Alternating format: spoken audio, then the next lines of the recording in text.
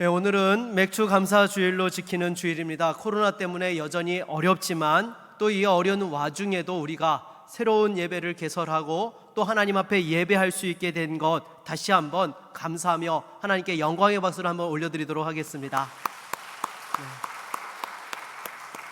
우리 옆에 계신 분들과 한번 인사할까요? 사랑하고 축복합니다.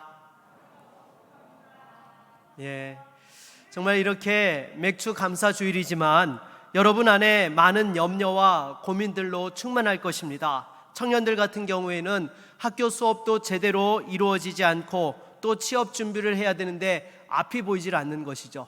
더군다나 코로나 때문에 직장들이 또한 일자리가 줄어들고 있는 모습 속에서 정말 어떻게 해야 될지 막막한 그런 마음들이 많이 들 것입니다. 또 우리 성도들도 마찬가지죠. 직장에 계신 분들 역시 언제 또 회사에 무슨 또한 조치가 있을까봐 혹시라도 정리해고가 되는 것 아닌가 늘 살얼음판을 걷는 것과 같은 그런 심정들이 계실 것입니다. 그리고 또한 무엇인가 새로운 일을 계획하려고 딱 준비를 하고 있었는데 이 코로나 때문에 이도저도 할 수 없는 상황 속에서 정말로 어떻게 살아야 될지 막막해서 눈물로 밤을 지새우는 그러한 분들도 계실 거예요.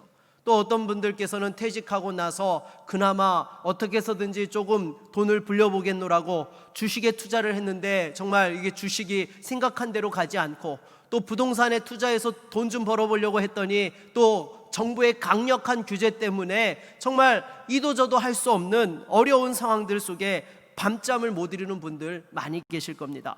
과연 이러한 상황 속에서 여러분 우리가 감사한다라는 거 이것이 쉽습니까? 정말 세상 사람들이 생각하면요 감사한다라는 것은 미치지 않고서는 할 수 없는 행동인 것입니다. 여러분 맨정신에 어떻게 이 코로나의 위기 속에서 감사할 수 있는 것입니까? 그런데 여러분 우리 믿음의 성도들은 어떻습니까? 이 와중에도 감사하는 사람들이 바로 저와 여러분들인 줄로 믿습니다. 저도 이번 코로나를 지나면서 이렇게 쭉 생각을 해보니까요 감사한 것 중에 하나가요 자녀들과 함께할 시간이 많아졌다라는 것입니다.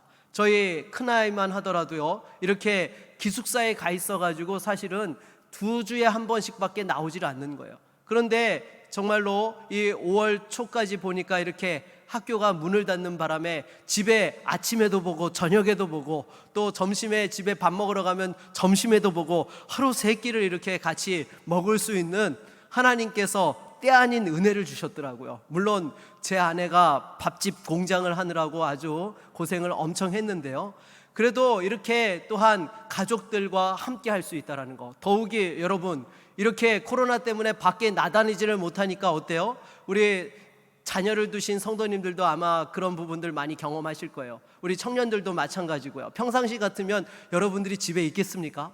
아마 분명히 학교에 가 있는다든지 여러 가지 또 친구들을 만나고 스케줄이 바쁘다고 늘상 밖에 있을 텐데 도대체 이건 밖에 나가지를 못하고 집에 있으니까 본의 아니게 부모님과 함께하는 시간들이 많이 계셨을 거예요. 여러분 이것 또한 우리에게 은혜요 축복인 줄로 믿습니다. 여러분 또 분주해지면 또 각자의 삶에서 각자 바삐 살다 보면 우리가 함께 보낼 수 있는 시간들이 많지 않은 것이에요. 정말 이 어려운 상황들 속에서도 여러분 우리가 다시 한번 감사를 잃지 않고 하나님 앞에서 믿음으로 감사하면서 영광 돌리며 또 이 맥주 감사주의를 우리가 함께 생각해 볼 수 있기를 바라겠습니다. 오늘 우리가 같이 읽은 시편 56편에는요 이러한 부제가 붙어 있습니다. 다윗이 가드에서 블레셋인에게 잡힌 때에라는 이런 부제가 붙어 있습니다. 이것이 무슨 이야기입니까? 바로 사무엘상 21장을 배경으로 하는 시편이라는 것이죠. 사무엘상 21장에 보면 이런 사건이 있었습니다. 사람들이 다윗이 정말 사람들에게 많은 인기를 받기 시작했던 것이죠. 그래서 사울이 죽인 자는 천천히요 다윗이 죽인 자는 만만이라는 그런 노래를 사람들이 부르기 시작했던 것입니다. 이 노래 소리를 들었던 그 사울 왕이 어떻습니까? 다윗이 누구예요? 자기 사위예요. 그런데 사람들이 자기보다 사위에게 더 많은 영광을 돌린다라는 것에 분노를 했던 것이죠. 그래가지고 이 다윗을 죽이려고 했던 것입니다. 그 결과 다윗이 이렇게 저렇게 피해 다니다가 결정적으로 그 사울의 아들이요 다윗에게 정말 절친인 그 요나단이 같이 만나가지고 정말 그 사울 왕의 마음이 변함이 없이 자기를 죽이려는지 여부를 확인했는데 그 결과 변치 않고 죽이려고 한다는 것을 확인하게 되었던 것이죠. 심증만 있었는데 그 아들 요나단을 통해서 확증으로 다가오게 되니까 어때요? 너무나 힘들었던 것입니다. 여러분들 같으면, 여러분 대한민국 대통령이 여러분을 죽이려고 한다라고 하면 여러분은 어떻게 하시겠습니까? 대한민국에 가만히 계시겠어요? 그렇지 않죠. 살기 위해서 다른 나라로 도망가는 것이 일반적인 모습인 것입니다. 다윗이 그러했던 것이죠. 정말 그 사울 왕의 죽임 속에서, 생명의 위협 속에서 살아나기 위해서 블레셋 땅 가드로 도망가기로 그렇게 결정을 했던 것입니다. 그런데 그 안전하게 피신하려고 도망갔던 블레셋 땅 그 가드에서 어떤 일을 만나게 되었습니까? 그 가드를 다스리고 있었던 아기스 왕의 신하들이 아기스 왕에게 이 사울이 죽인 자는 천천히요 다윗이 죽인 자는 만만이라고 했을 때에 그 주인공이 바로 이 다윗이라고, 이 다윗을 살려두면 안 된다고, 이참에 제거해야지만 우리 블레셋 땅에 어려움이 오지 않는다라고 그렇게 그 아기스 왕에게 다윗을 제거해야 된다라고 이야기를 했던 것입니다. 오히려 도망쳐서 도망왔다고 생각했는데 사로잡혀가지고 죽기 일보 직전의 상황에 직면하게 되었던 것이죠. 여러분, 이런 상황들 속에서 어떻게 해야 되는 것입니까? 믿음이 약한 사람들이 하는 말이 있죠. 하나님이 나를 더 이상 사랑하지 않나 봐라고 이렇게 이야기를 하는 것입니다. 저희 집에도 그런 이야기를 하는 아이가 하나 있습니다. 시험 보고 오면 늘 아빠 나 시험 망했어 그러고 하는 이야기 들어보면 몇 개 안 틀렸어요. 올백 못 맞았다고 그렇게 집에 와가지고 펑펑 울면서 시험지를 박박 찢는 거예요. 그러면서 이 녀석이 하나님이 더 이상 나를 사랑하지 않는다고, 내가 기도해도 하나님께서 듣지 아니하시고 아무런 응답도 주지 아니하신다고, 어떻게 사랑하시면 이럴 수 있냐고 집에서 원망 불평을 늘어놓는 겁니다. 제가 듣다 못해가지고 정색을 하고 불러다가 아주 혼을 냈어요. 야, 하나님 이름을 망령되이 일컬으면 너 어떻게 되지? 그러면서 두들겨 팼습니다, 제가. 네. 참으로. 그리고 여러분 생각해 보십시오. 올백 맞는 것이 정상입니까? 비정상입니까? 여러분 이거 비정상이에요. 여러분 초등학교 때는 올백 맞는 거 물론 어느 정도 할 수 있다고 쳐요. 근데 중학교 가고 고등학교 가면 올백 맞는 게 이게 비정상인 겁니다. 그런데 어떻게 하나님이 나를 사랑하지 않는다라고 그렇게 이야기를 할 수 있는 것입니까? 그 이유가 무엇입니까? 자기 중심적으로 생각하기 때문인 것이죠. 내 중심적으로 생각하니까 하나님께서 내가 원하는 거 안 들어주셨다고 그렇게 원망 불평을 하는 것입니다. 우리도 마찬가지입니다. 신앙생활을 하면서 때로 시험에 들고 위기가 오는 이유가 무엇입니까? 거의 여러분 내 중심적으로 생각하고 행동했기 때문이에요. 여러분 하나님께서 우리의 인생 가운데 특별한 믿음의 고난을 허락하셔서 우리에게 욥과 같은 그러한 일들을 경험케 하는 사람들 많지 않습니다. 그리고 또 그렇게 인생 가운데에서 믿음의 고난을 당하여서 정말 그 상황들을 헤쳐나가는 사람들보다는요, 대부분 보게 되면 내 중심적으로 생각하고 행동하다가 사고 쳐가지고 어려움 만나가지고 하나님 제발 나 좀 건져주십시오, 저를 도와주십시오, 그렇게 이야기하는 경우들이 너무나 많다라는 것입니다. 여러분 오늘 본문의 다윗도 어떻습니까? 바로 그 경우에 해당하는 것이죠. 왜냐하면 하나님 앞에 여러분 다윗이 물었어요? 안 물었어요? 안 물었어요. 평상시 다윗 같으면요 하나님 앞에 묻지요. 여러분 그일라 사람들이 곤경에 처했을 때 다윗이 어떻게 했습니까? 하나님께 물었어요. 하나님 제가 도망자의 신분에 그일라 사람들 구하러 가는 게 맞습니까? 올라가야 됩니까? 말아야 됩니까? 올라가라고 말씀해 주셨어요. 그 그일라 사람들을 구원했더니 그 다음에 어떤 일이 일어났어요? 사울 왕이 다윗이 그일라 땅에 있다라는 것을 알고 군대를 보냈다는 거예요.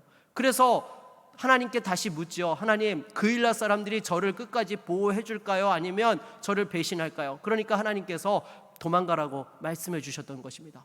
구약 시대에는요 여러분 성경이 완성되지 않았기 때문에 하나님께서 꿈과 환상으로 또 선지자를 통하여서 또 음성으로 말씀해 주시는 역사들이 있었던 것입니다. 물론 여러분 오늘날에는 어때요? 성경 66권이 완성되었기 때문에 하나님께서는 성경을 통하여서 말씀으로 우리에게 말씀해 주시는 줄로 믿습니다. 그래서 여러분 다윗이 물어보았다면 아마 하나님께서 분명하게 말씀하셨을 거예요. 블레셋 땅 가드로 가지 마라. 너는 앞으로 이스라엘의 왕이 되어야 될 사람이기 때문에 내가 너를 택하여 기름 부음 받아 세웠기 때문에 이제 어려움이 와도 이스라엘 땅 가운데서 내가 너를 지키고 돌보아 주리라. 하나님께서 분명하게 말씀해 주셨을 겁니다.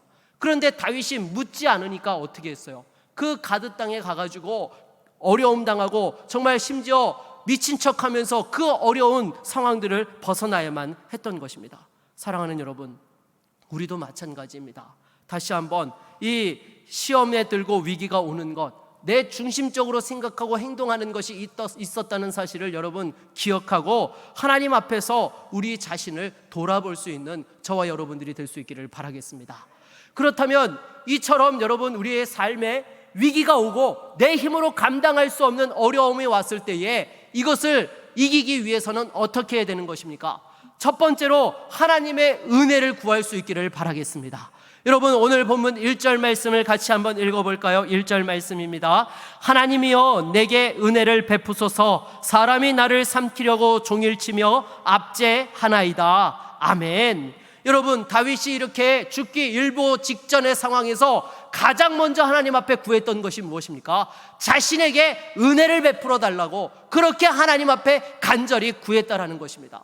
여러분 우리가 어려움을 당할 때에 그 어려움을 극복하는 첫 번째 비결도 은혜요, 두 번째 비결도 은혜요, 세 번째 비결도 은혜인 줄로 믿습니다. 하나님 은혜가 부어지면요, 여러분 우리가 생각지 못했던 놀라운 일들이 일어나는 거예요. 남들은 다 죽는다고 해도 그 상황들 속에서 하나님의 축복을 경험하고요, 하나님의 능력과 살아계심을 경험할 수 있게 되어지는 줄로 믿습니다. 여러분 지난 주간에 교계 어른 목사님 몇 분들이 우리 교회에 직접 찾아오셨습니다. 부산 가셨다가 올라가는 길에 이렇게 구미에 들러서 저를 보고 싶다고 찾아오신 거예요. 아마 이름만 대면 아실 만한 그런 분들이 찾아오셨습니다. 제가 참으로 존경하는 귀한 목사님들인데요, 그 중에 한 분이 저한테 그런 이야기를 하시는 것이었습니다. 무엇인가 하면 제가 이전에 사역했던 교회 목사님께서 조기 은퇴를 결정하셨다는 거예요. 왜냐하면 그 목사님이 사역하고 있는 교회가 이 전철역 옆에 있는데요, 부근에 있는데요, 교회가 땅을 4,000평이나 가지고 있어요. 몇 평이요? 네, 별로 놀라지도 않으시는데요, 우리 교회보다 땅이 더 많아요. 그 4,000평 땅을 가지고 있는데 거기에 신도시 개발 계획이 발표가 난 겁니다. 그 땅이 전체 다 수용이 돼서 보상을 받기로 결정을 하면서 교회 부지도 주고 또 남는 거를 주는데 수백억을 이렇게 돌려받기로 그렇게 되었다라는 거예요. 그래서 이 목사님이 이제 은퇴도 몇 년 남지 않았는데 새로 교회를 건축을 해야 되는 상황이 되니까 아무래도 기도하시다가 결단을 하신 거예요. 뭐냐면 내가 은퇴하는 마당에 건축을 하는 것보다는 새로운 목사가 와서 건축을 하는 것이 교회가 아무래도 부흥성장하는 데 도움이 되겠다, 조기 은퇴를 결정을 하셨다는 거예요. 그러면서 후임자로 제1순위로 저를 꼽았다라는 거예요. 그래서 잘 준비를 하고 있으라고 저한테 그 말씀을 하시는 것이었습니다. 여러분 긴장 하나도 안 하셔도 돼요. 저 갈 생각 없거든요, 여러분. 네. 그 말씀을 하시는데 여러분 제가 그랬어요. 목사님, 저는 지금 하나님의 은혜를 경험하고 있습니다. 우리 구미 제일교회에서 하나님의 은혜를 주셔가지고 정말 많은 목회자들이 대구 경북에 가면 목회자의 무덤이라고 했는데 우리 구미 제일교회에 와서 은혜를 정말 듬뿍듬뿍 경험하고 있습니다. 교회가 와가지고 여러분 땅도 사고 신도시 지역에 이제 교회를 지으려고 기도하면서 온 교회가 함께 준비를 하고 있습니다라고 제가 그 말씀을 드렸어요. 그랬더니 목사님이 한술 더 떠시는 거예요. 건축은 여기서 하지 말고 수도권에 가서 해도 돼, 뭐 이러면서 이야기를 하시는 거예요. 그래가지고 제가 전혀 그 부분에 대하여서 동의하지 않고 조심스럽게 이렇게 제가 거절 의사를 잘 말씀을 드렸습니다. 근데 여러분 제가요 정말로 그 이야기를 하면서도요 한치의 망설임도 없었습니다. 왜요? 하나님의 은혜가 있기 때문이죠. 여러분 중요한 거는요, 우리가 사람들이 선호하는 자리에 있느냐 그가 아닙니다. 하나님 은혜가 있는 자리에 있어야 되는 거예요. 아무리 뭐 요즘 우리나라에서 뭐 천당 밑에 분당이 있다고 하고 강남이 있다라고 해요, 여러분. 하지만 여러분 하나님의 은혜가 없으면요 얼마나 각박한지 모릅니다. 오히려 사람들이 볼 때에는 정말 보잘것없어 보인다 할지라도 하나님의 은혜가 있는 곳이 축복의 자리요 은혜의 자리인 줄로 믿습니다. 그래서 여러분, 목회도요 보면요, 제가 목회를 하면 할수록 드는 생각이요, 아이들을 키우는 것과 같다라는 그런 생각이 듭니다. 여러분, 솔직히 목회하는 거요 쉽지 않습니다. 사건의 연속이고요, 문제가 꼬리를 달아서 터져 나옵니다. 지난 5년 동안 문제 없었던 순간 한 번도 없습니다. 하지만 여러분, 하나님의 은혜로서 또한 우리 안에 정말로 기쁨이 있는 줄로 믿습니다. 가정에서도 아이를 키울 때 어떻습니까? 신혼 부부가 결혼을 하게 되면 가장 1순위로 기대하는 것이 새로운 아이가 태어나는 것입니다. 왜냐하면 정말로 그 새 생명의 기쁨을 누리고 싶은 것이죠. 그런데 우리 아이를 키워보신 분들 잘 아시겠지만, 아이가 태어나면 그 아이가 태어난 기쁨은 잠깐이요, 정말로 육아의 광야가 열리게 되는 것을 경험하게 되지 않습니까? 얼마나 힘들어요. 평상시에 해보지 않았던 그 똥기저귀를 치워야 하는 것은 물론이고요, 밤에 자다가 일어나가지고 또한 분유 타서 먹여야 되고요, 어디 갈 때면 기저귀 가방에 슈트케이스에 바리바리 싸들고 돌아다니려면 얼마나 힘이 드는지 모릅니다. 전에 혼자였을 때에는 여행 가고 싶으면 마음 편하게 그냥 삘이 오면 바로 질러가지고 여행 갈 수 있어요. 근데 아이가 있으면 그렇게 하지를 못해요. 미리미리 준비하고 또 준비하고 또 준비해야 되는 거예요. 그래서 이 어린 갓난쟁이를 가지고 있는 아이들의 그 부모님의 소망이 무엇이에요? 아이들이 초등학교 들어가는 거예요. 초등학교 들어가면 나도 좀 이렇게 우아한 생활을 할 수 있으리라. 하지만 여러분, 아이들이 커감과 동시에 어때요? 고민도 더 커가기 시작하는 것이죠. 이 아이들이 눈에 넣어도 아프지 않았던 그런 자녀들이요, 부모에게 대못받는 그런 이야기를 서슴지 않고 합니다. 사춘기 돼보십시오. 뭐라고 이야기하면 뭐라고 해요? 왜 나를 낳으셨나요? 이러려면 나 안 낳았으면 부모님도 속편하고 나도 속편했지, 뭐 이러면서 막 찔러대잖아요.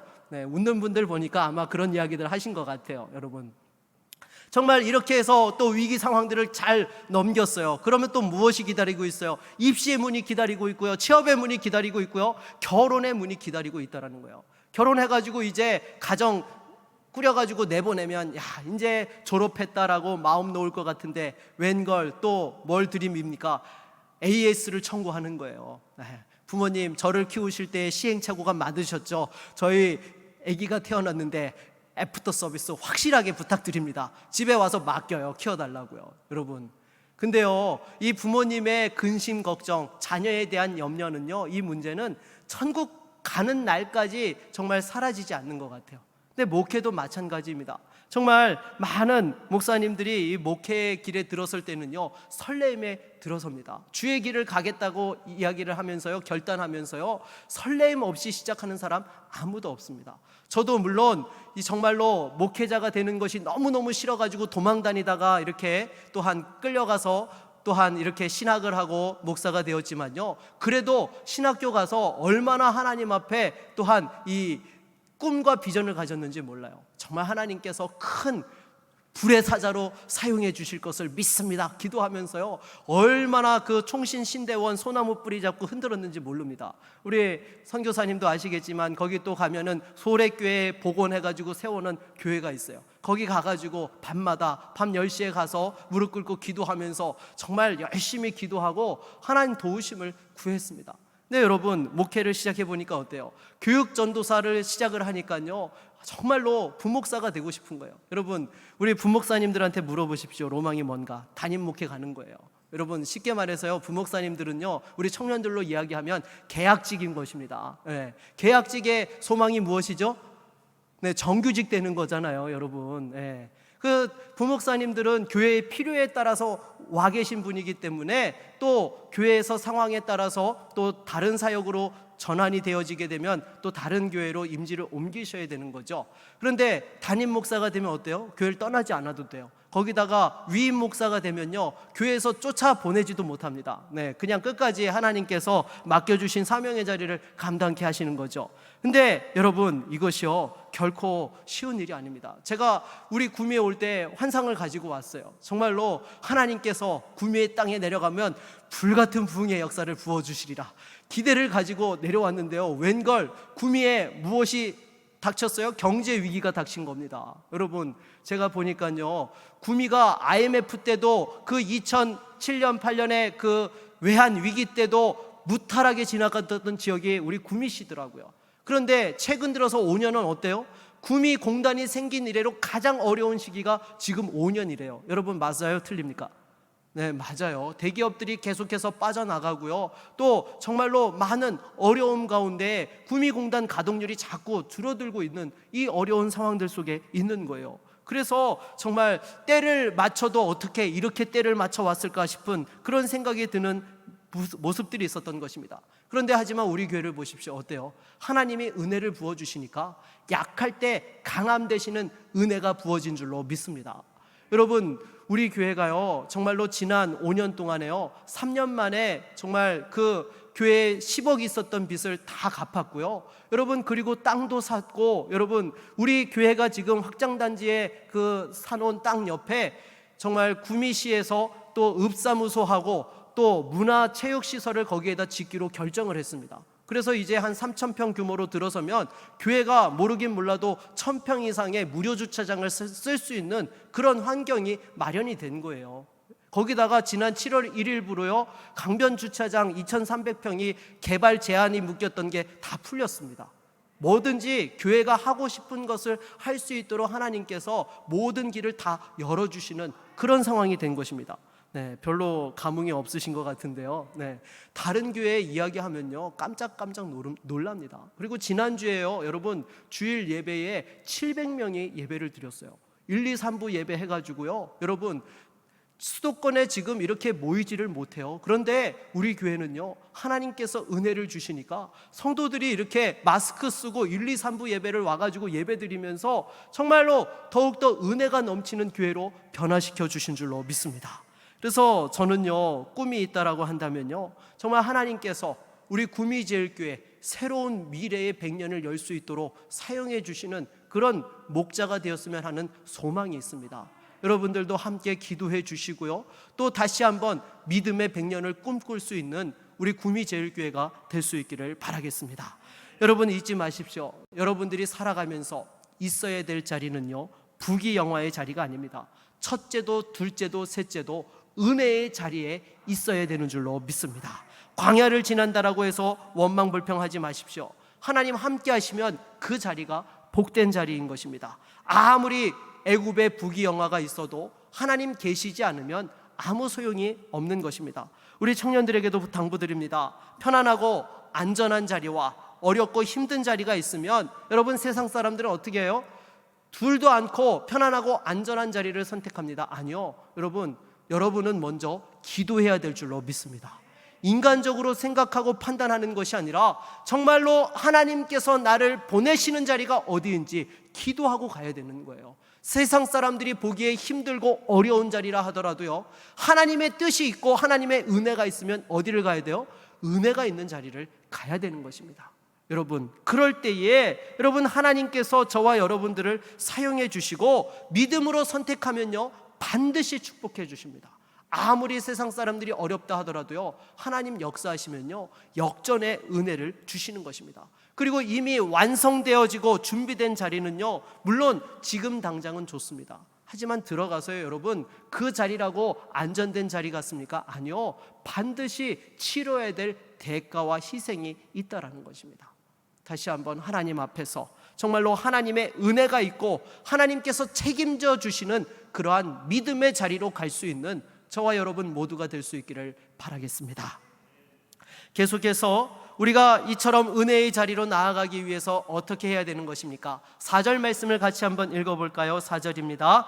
내가 하나님을 의지하고 그 말씀을 찬송하올지라. 내가 하나님을 의지하였은즉 두려워하지 아니하리니 혈육을 가진 사람이 내게 어찌하리이까. 아멘. 여러분, 우리가 은혜의 자리로 나아가기 위해서는 사람을 두려워하지 말고 하나님을 의지해야 되는 것입니다. 다윗이 왜 이스라엘 땅을 벗어나서 블레셋 땅 가드로 도망쳤던 것입니까? 사람이 두려웠기 때문이죠. 그렇게 사람이 두려워서 살고자 도망했다가 더 큰 어려움에 빠졌던 것입니다. 여러분, 우리가 위기 상황에 만났을 때에 조심해야 될 것이 있습니다. 무엇입니까? 바로 두려움인 것입니다. 두려움에 빠지면 정상적인 판단과 행동을 하지 못한다라는 것이죠. 도리어 죽는 길을 나도 모르게 선택하고 죽는 길로 달려가는 그런 일들이 벌어지는 것입니다.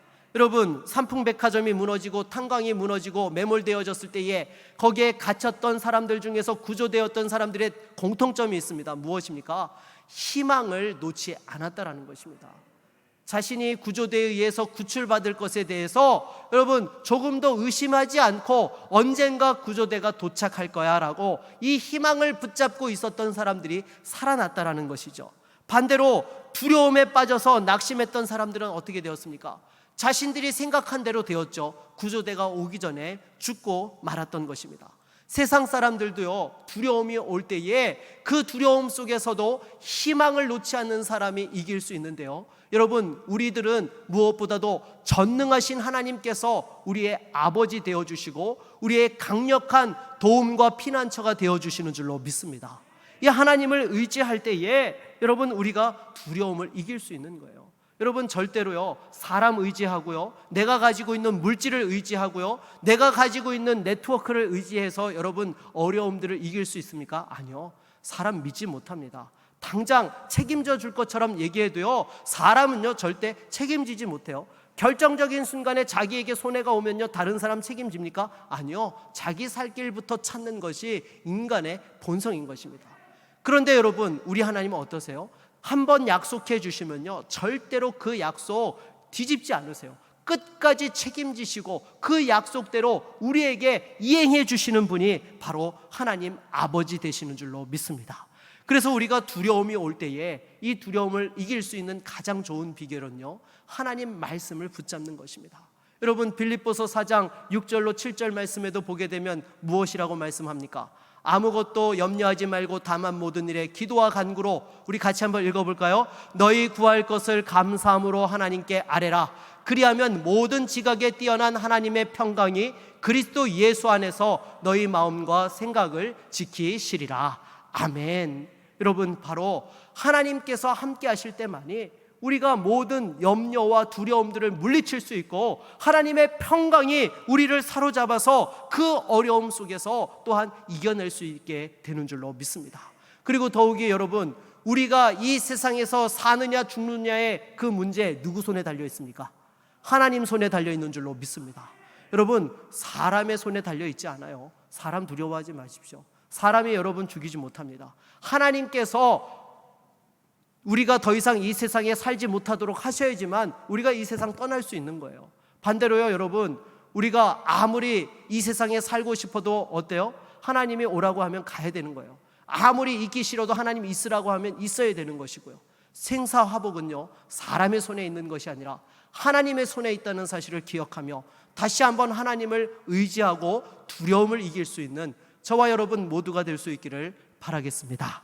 그리고 마지막으로 이러한 어려운 상황들 속에서 우리가 위기를 극복하고 승리하는 또 하나의 비결은 바로 미리 감사하는 것인 줄로 믿습니다.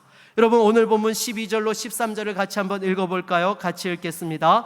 하나님이여, 내가 주께 서원함이 있사온즉 내가 감사제를 주께 드리리니 주께서 내 생명을 사망에서 건지셨음이라. 주께서 나로 하나님 앞 생명의 빛에 다니게 하시려고 실족하지 아니하셨나이까. 아멘.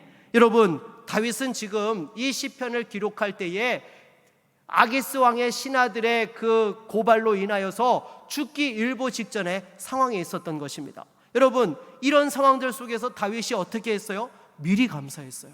여러분, 죽기 일보 직전의 사람이 미리 감사한다. 여러분, 다윗이 특별한 사람이어서 이렇게 한 것입니까? 아니요, 믿음의 사람이었기 때문인 줄로 믿습니다. 여러분, 믿음의 사람은요, 누구나 어떤 상황 속에서도 감사할 수 있는 거예요. 여러분, 다니엘도 보십시오. 다니엘이 그 사자굴에 던져지기 전에 사자굴에 들어갈 것을 작심하고 하나님 앞에서 평상시와 같이 문을 열어놓고 하루 3번 기도할 때에 어떻게 했어요? 하나님 앞에 감사 기도를 드렸던 것입니다.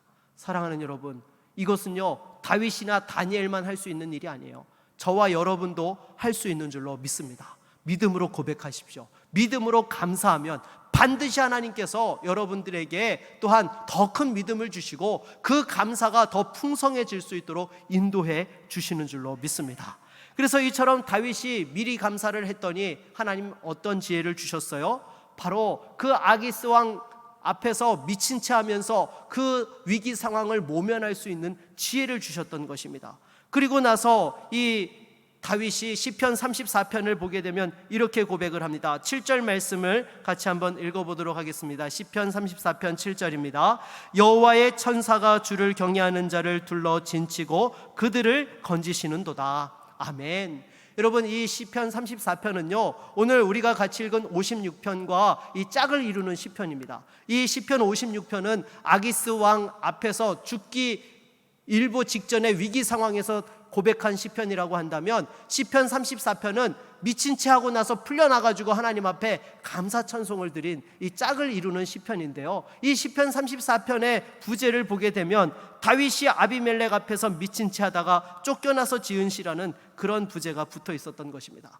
그래서 여러분, 이처럼 위기 상황에서 미리 감사했더니 천군 천사를 보내어 주셔서 진치게 하여 주시고 지켜주심으로 건져주시는 은혜를 경험했던 것입니다. 여러분, 솔직히 다윗이요 이 상황에서 미친 채 하면서 위기를 모면했다, 물론 정말로 임기응변의 능력이 탁월한 사람이다라고 생각을 할 수도 있겠지만요, 여러분, 이건 임기응변이 안 되는 상황입니다. 여러분 생각해 보십시오.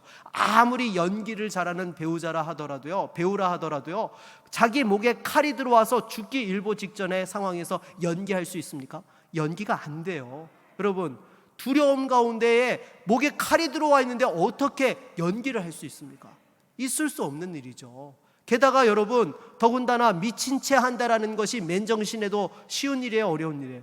어려운 일이에요. 소위 세상 말로 술 한 잔 걸쳐야지만 이 미친 채나 할 수 있는 거예요. 그런데 맨정신에 이 목에 칼이 들어와 있는 상황 속에서 미친 채 할 수 있다라는 거, 여러분, 천군 천사가 지켜주셨기 때문인 줄로 믿습니다. 그 천사가 보호하고 있으니까 다윗이 담대하게 그와 같이 행동할 수 있었고, 그 아기스 왕도 깜빡 속아 넘어가가지고 미치광이를 데려왔다라고 빨리 내보내라고 그렇게 쫓아버리고 말았던 것입니다. 사랑하는 여러분, 이처럼 하나님의 선하심과 그 구원하심을 경험한 다윗이 뭐라고 고백을 합니까? 시편 34편 8절을 읽어볼까요? 같이 읽겠습니다. 너희는 여호와의 선하심을 맛보아 알지어다. 그에게 피하는 자는 복이 있도다. 아멘. 여러분, 이것은요 하나님의 선하심을 맛본 사람만이 고백할 수 있는 간증인 것입니다. 저와 여러분에게도 늘 어떤 상황 속에서도 지켜주시고 보호하시는 그 하나님의 선하심을 맛보아 고백할 수 있는 우리 모두가 될 수 있기를 바라겠습니다. 그리고 계속해서 시편 34편 9절로 10절도 같이 한번 읽어보도록 하겠습니다. 같이 읽겠습니다. 너희 성도들아, 여호와를 경외하라. 그를 경외하는 자에게는 부족함이 없도다. 젊은 사자는 궁핍하여 줄일지라도 여호와를 찾는 자는 모든 좋은 것에 부족함이 없으리로다. 아멘. 여러분, 젊은 사자가 어떤 존재입니까? 이 땅에 사는 동물 가운데 가장 강력한 존재죠. 사자 중에서도 젊은 사자, 힘이 가장 탁월한 사자인 것입니다. 그런데 이 젊은 사자도 어때요? 하나님의 은혜가 없으면 굶주린다는 거예요. 그러면 여러분, 하나님의 은혜가 있는 저와 여러분들은 어떻습니까? 부족함이 없는 것입니다. 늘 때를 따라 도와주시는 은혜가 있고 가장 좋은 것으로 채워주시고 인도하여 주시는 그러한 축복이 있는 줄로 믿습니다. 그리고 이런 은혜를 어떻게 경험해요? 때로 어려움 속에서 미리 감사할 때에 여러분, 이런 놀라운 은혜를 저와 여러분들에게 부어주시는 줄로 믿습니다. 여러분, 우리 청년들이 이렇게 정말로 요즘 스마트폰을 많이 쓰다 보면은 이 KT 요금제를 쓰는 친구들은 당겨 쓰기를 하죠. 밀당을 합니다. 정말 데이터가 부족하면 땡겨서 쓰기도 하고 또 다음 달에는 조금 밀어가지고 아껴 쓰기도 하고 뭐 이렇게 쓰는데요. 여러분, 데이터만 밀당할 것이 아니라 하나님 은혜도 밀당할 수 있기를 바라겠습니다. 네, 미리 감사하세요, 여러분. 감사는요, 여러분, 우리가 모든 일이 끝나고 나서 감사하는 것, 그것도 물론 감사입니다. 하지만요, 믿음의 감사는요, 우리에게 주어지기 전에 미리 믿음으로 하나님 앞에 감사를 고백하는 것, 그것이 정말로 능력의 감사요 은혜인 줄로 믿습니다. 한 여집사님이 정말로 결혼을 하면 행복하고 단란한 가정을 이루게 될 것이라는 환상을 가지고 장밋빛 꿈을 가지고 남편을 만나 결혼을 했습니다. 알고 보니까 이 남편이요, 술을 너무너무 좋아하는 거예요. 여러분, 보통 이렇게 신혼부부들의 특징이 무엇입니까? 신혼 초기에는요, 밖에 나가서 사람들 잘 만나지 않습니다.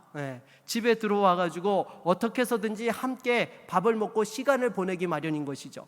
그런데 이 결혼한 남편이 보니까요, 술을 너무 좋아하는 거예요. 신혼 초인데도 불구하고 맨날 하루가 멀다 하고 이 술에 취해가지고 고주망태가 돼서 집에 들어오는 거예요. 그렇게 10년의 세월이 지났는데 여전히 그 술버릇이 심해지고 이 여집사님은 홀로 가슴살이를 아리를 하면서 신앙생활을 했던 것입니다. 그러던 어느 토요일 늦은 밤에, 그날도 남편이 어김없이 술에 잔뜩 취해가지고 집에 왔는데 배를 누르고 집에를 못 들어오는 거예요. 현관 입구에 그냥 이렇게 쓰러져 버린 것이었습니다. 그래가지고 문을 열고 간신히 끌고 들어와가지고 옷을 벗겨가지고 이렇게 이불을 덮어주면서 이 여집사님이 자신의 그 모습을 보면서 너무너무 서글픈 마음이 들었던 것입니다. 그래서 기도를 하는 것인지 신세 한탄을 하는 것인지 하나님 앞에 이렇게 이야기를 했던 것입니다. 하나님, 왜 제가 기도했는데 이런 남편 만나서 고생하는 겁니까? 정말로 행복하고 단란한 가정을 이루기를 원했는데 정말 날마다 하루가 멀다 하고 이렇게 살아가는 거, 하나님, 저 더 이상 못 견디겠습니다. 하나님, 더 이상 같이 못 살겠어요. 그러면서 자기도 모르게 10년 동안 꼭꼭 눌러나왔던 그 모든 서름들이 갑자기 복받쳐 터져 나오면서 대성통곡을 했던 것입니다. 그런데 불현듯 이 마음 깊은 곳에 하나님의 말씀이 떠오르는 것이었습니다. 무슨 말씀이었을까요? 항상 기뻐하라, 쉬지 말고 기도하라, 범사에 감사하라. 이 말씀이 자기도 모르게 떠오르는 것이었습니다. 그래서 감사할 거리를 찾아보니까 어때요? 감사할 거리가 없는 거예요. 그래서 하나님, 뭘 감사하죠? 라고 하다가 미리 감사 기도를 드리기 시작을 했던 것입니다. 하나님, 제 옆에서 정신없이 코골며 자는 남편이 한심하지만 없는 것보다 낫사오니 이 남편이 언젠가는 좋은 남편이 될 것으로 믿고 미리 감사합니다 라고 이렇게 미리 감사를 한 거예요. 그리고 또 하나님, 저렇게 술은 취했지만 다른 데 안 가고 항상 집을 잘 찾아와서 잠을 자게 하시니 감사합니다. 앞으로는 맨정신으로 집에 들어와서 함께 생활할 수 있게 하실 것에 미리 감사를 드립니다라고 감사를 했던 거예요. 또 술은 좋아해도 다른 여자 모르고 아내밖에 모르니 감사합니다. 다른 남편들은 술에 손찌검도 한다는데 그런 일 없으니 감사합니다. 술을 그렇게 많이 처마셔도 아직까지 병원에 실려간 적 없어서 감사합니다. 술 먹고 다음날 결근하지 않게 하신 것도 감사합니다. 토요일에는 더 많이 처마셔서 주일날 잠만 쳐자니까 교회 가는데 방해받지 않아서 감사합니다. 앞으로 남편과 함께 교회에 미리 출석할 것에 대해서 감사합니다라고 이렇게 정말 하나님 앞에 감사 기도를 드렸던 것입니다. 근데 여러분, 이 집사님이 스스로 기도를 하면서도 보니까요, 너무너무 웃긴 거예요. 여러분, 그렇잖아요. 정말 인간적으로 감사할 수 없는데 지금 미리 당겨서 지금 이 정신 나간 남편을 위해서 감사 기도를 하고 있는 자신을 보니까 자기도 모르게 피식피식 웃음이 나왔던 거예요. 근데 남편이 자다가 목이 말라서 깨서 보니까요, 아내가 잠은 안 자고 피식피식 웃으면서 뭐라고 중얼거리고 있는 거예요.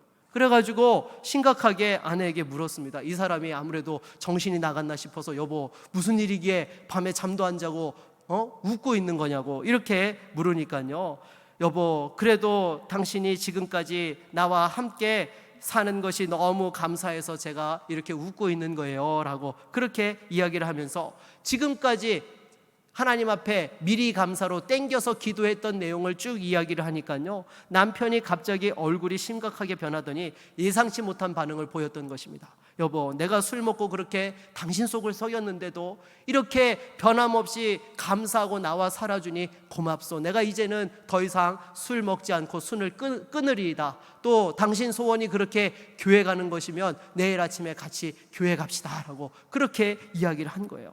여러분, 10년을 넘게 눈물로 기도해도 꿈쩍도 않았던 그 남편의 마음이 미리 감사 기도 한 번으로 움직여지는 기적이 일어난 줄로 믿습니다. 할렐루야.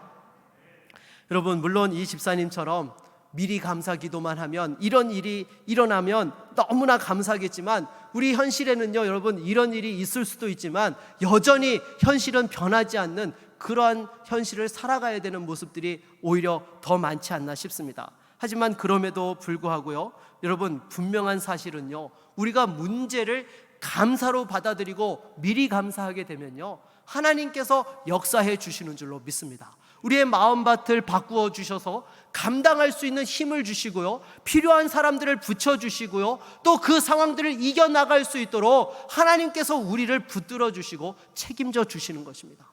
중요한 것은요, 그 상황 속에서도 믿음 잃지 않고 감사하는 거예요. 안 되면요, 미리 감사 땡겨서 하세요. 여러분, 감사 나중에 뒷북 감사만 하지 마시고요, 땡겨서 감사할 줄 아는 그런 믿음이 필요한 것입니다. 더욱이 여러분, 우리가 지금 이 코로나 상황 속에서 한 번도 가보지 못한 그런 길을 걸어가고 있어요. 여러분, 솔직히 우리 청년들도요, 이 인터넷으로 이렇게 학교 수업을 진행하게 되리라 생각이나 해보았습니까? 상상도 못했던 일입니다. 우리 성도님들도 정말 직장 생활하면서 재택근무를 하면서 그렇게 일하리라 생각해 보신 적 있으세요? 없습니다. 그런데 여러분, 우리 일상이 되어가고 있습니다. 더군다나 여러분, 교회에서 예배하면서 전 성도들 한 사람이 빠짐도 없이 마스크하고 예배하리라, 여러분, 우리 생각도 못한 일이에요. 어제도 우리 교회에서 주교연합회 행사가 있어서 행사를 하는데, 열화상 이 체온계로 온도를 측정을 하면서 행사를 진행하는데, 정말 사람들이 이렇게라도 할 수 있다라는 것에 감사하면서 또 행사를 진행하는 모습들을 보았는데요.